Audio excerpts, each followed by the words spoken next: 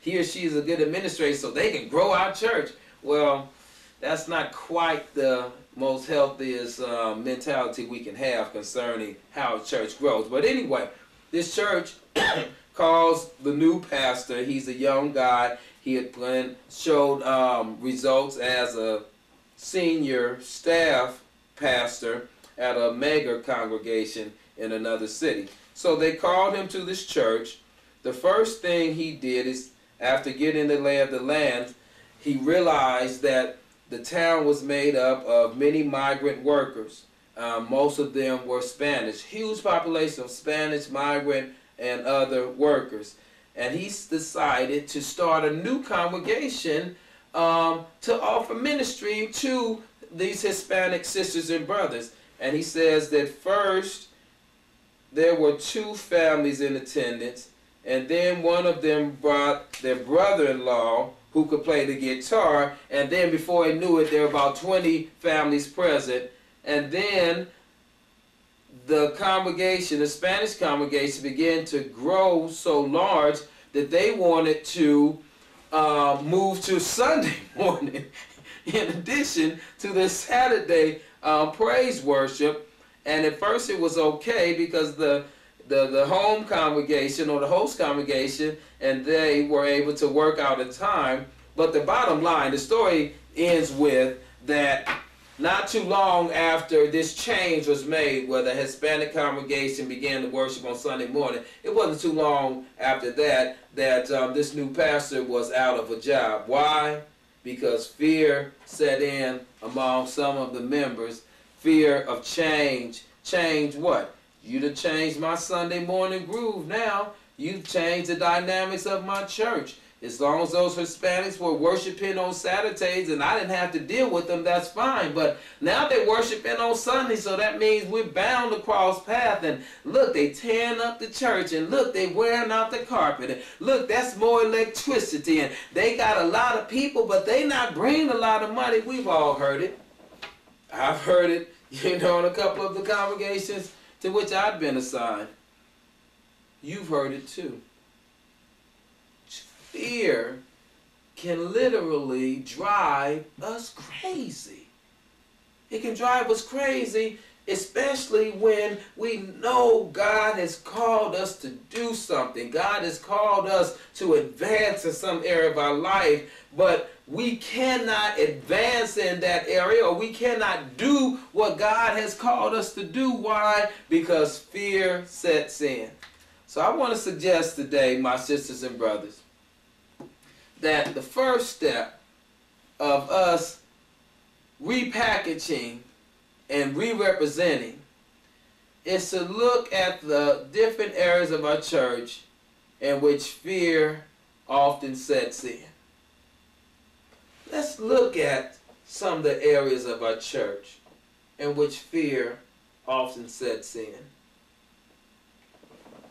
One area, major area, in addition to some of the things I've already said, is in the area of who's calling the shots. So we're talking about the area of influence or the area of leadership, maybe.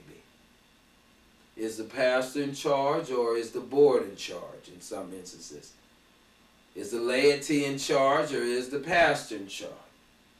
Are certain members of the laity in charge, or is all of the laity, is the entire laity empowered to give leadership? All of these various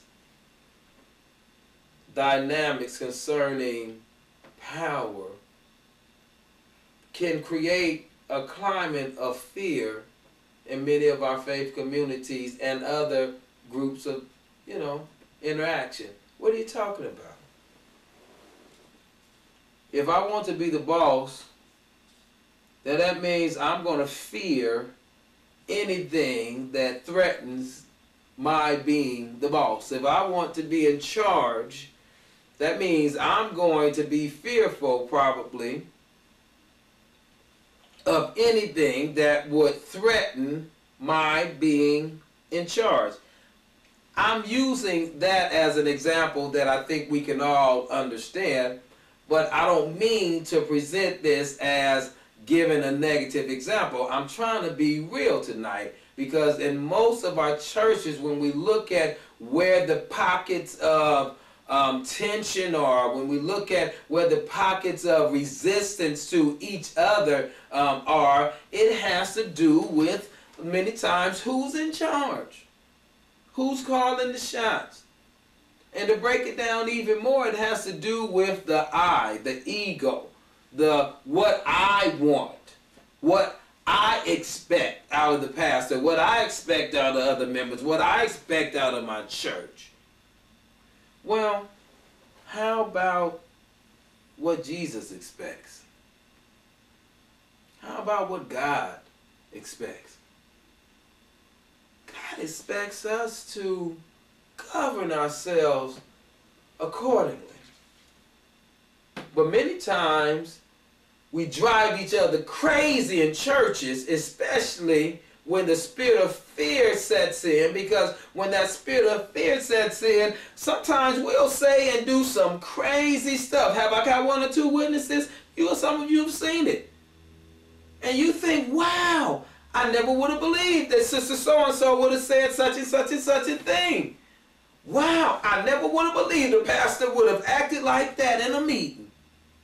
Well, when fear sets in, when we fear that we're about to lose something, when we fear that we're about to miss out on something, we fear that we're about to be somehow negatively impacted by a person or thing or situation, we will act in some crazy ways, and them crazy ways sometimes can drive other folk crazy. But I'm a living witness tonight that God does not want church folk to drive each other crazy.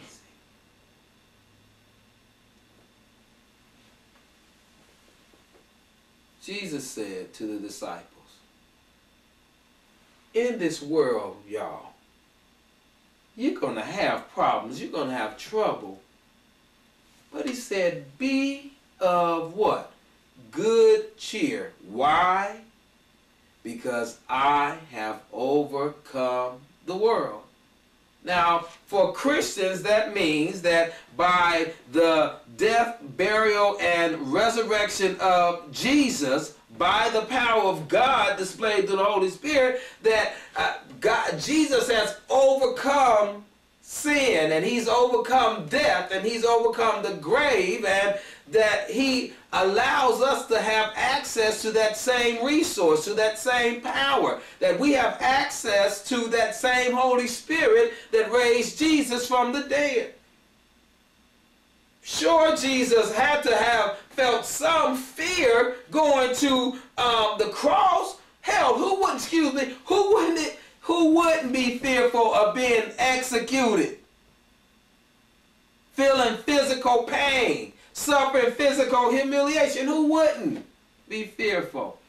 But he did not allow that fear to stop him from doing what he knew or felt God had called him to do, and that was to give his life a ransom for many. At least that's how the New Testament Gospels and the New Testament writings portray or represent the salvific work of Jesus Christ.